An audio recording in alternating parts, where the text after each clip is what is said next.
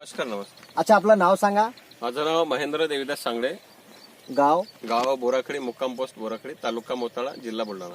अच्छा. तर सध्या तुमच्या शेतामध्ये कुठल्या पिकामध्ये आपण आता उभे आहोत? सध्या आपण कपाशीच्या पिकामध्ये उभा आहोत. अच्छा. तर या कपाशी या पिकावर धन्वंतरीच्या RPS 76 बद्दल तुम्हाला कोणी माहिती दिलेली आहे? RPS 76 बद्दल मला आमच्या गावाच्या जवळच असलेलं अंतरेगाव म्हणून तेथील विश्वनाथ साबे सर. अच्छा. त्यांच्यावर त्यांनी तुम्हाला माहिती दिल्यानंतर हो त्यांच्यावर तुम्ही विश्वास ठेवला हो विश्वास ठेवला. आणि विश्वासावरच तुम्ही या धन्वंतरीचा RPS 76 तुम्ही कशाचा याच्यावर वापर केलेला आहे? मी RPS 76 चा सुरुवातीला लिक्विड फॉर्म मध्ये घेतलेला आहे. अच्छा. त्याच्यानंतर ग्रॅन्युअल्स घेतलेले आहे. अच्छा. तर लिक्विड तुम्ही कसं दिलंय? लिक्विड सुरुवातीला एक बॉटल ड्रिंचिंग मध्ये सोडली मी. अच्छा. आणि स्प्रेइंग मधून? स्प्रे मधून एक फवारा स्प्रेचा काढला आणि त्याच्यानंतर खतामध्ये ग्रॅन्युअल्स घेतल्या RPS. एकरी दोन बॅग. अच्छा. किती एकराचं एक क्षेत्र आहे हे 1.5 एकराचं क्षेत्रफळ आहे पूर्ण. अच्छा. तर सर्व क्षेत्रावर तुम्ही RPS 76 लिक्विड आणि RPS 76 ग्रॅन्युलचा वापर केलेला हो आहे. सर. तर हे वापरल्यानंतर तुम्हाला काय फायदा, काय बदल दिसून आलेला एकदा तुम्ही सांगाल या पिकामध्ये?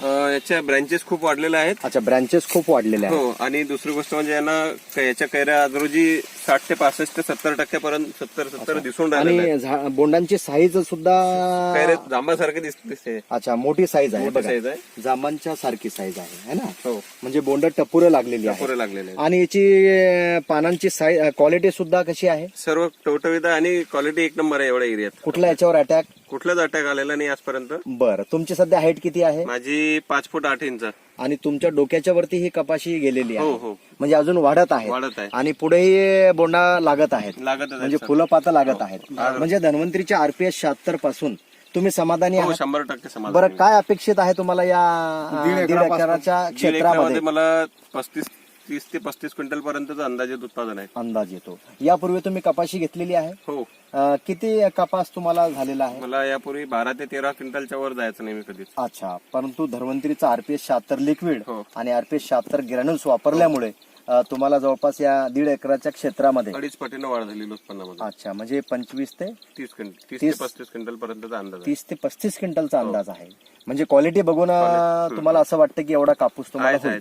अच्छा. तर तुम्ही समाधानी हो, आहात? 100% बरं, इतर आमचे जे शेतकरी बांधव आहेत त्यांना तुम्ही या धन्वंतरीच्या RPS 76 बद्दल आणि ग्रॅन्युल्स बद्दल काय सुचवणार? सर्वात स्वस्तात मस्त मिळणारा RPS 76 शिवाय दुसरं कुठलंही उत्पादन वापरू नये. अच्छा. धन्यवाद. धन्यवाद. आणि जय धन्वंतरी. जय जे धन्वंतरी. आवर्षण झालं या आवर्षणाचा काही फरक आपल्या RPS 76 RPS 76 चा फरक तर दिसूनच राहिला ना समोर.